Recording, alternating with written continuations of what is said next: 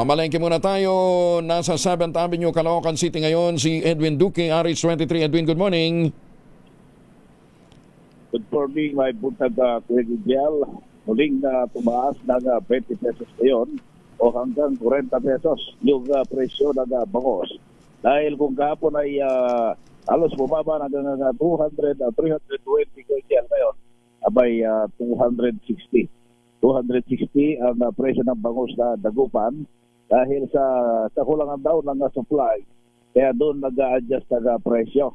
Tumas din ang tilapia ng hanggang 150 sa dating 130 kahapon.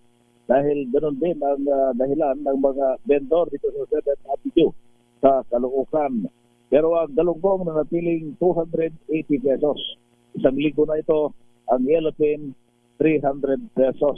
Hindi naman gumalaw ibang presyo ng mga isda maliban sa shrimps na hanggang tumaas ng mula 140 ay naging 160 hanggang 480 pesos yung bawat kilo.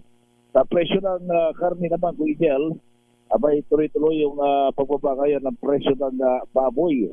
Meron pa kang 270 mula sa dating 280 na naging 300 pa ito noong nakarang linggo. Ang pork chop, 300 pesos. Ang giniling, 280. Pata hulihan, 280. Ang pataunan, 320. No, abang liempo ay bumaba ng 320.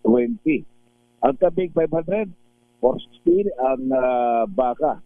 Sa presyo naman ng prutas, Kuya, ay hindi naman gumalaw yung mga presyo.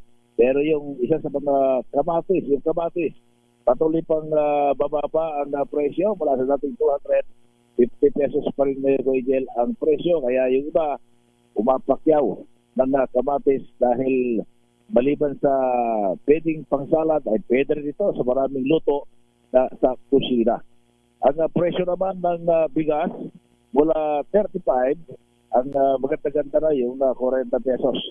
Yung itong 60 pesos, ito yung red rice, asmin 53, brown rice 56, yung Japanese rice 56 pesos, yung balagkit naman merong 58, 80 at ang pinakamagandang presyo rin dito yung 100 pesos. Yan, Kuya Jel, ating price monitoring report para rin dito sa 7th Avenue West Park sa Caloocan.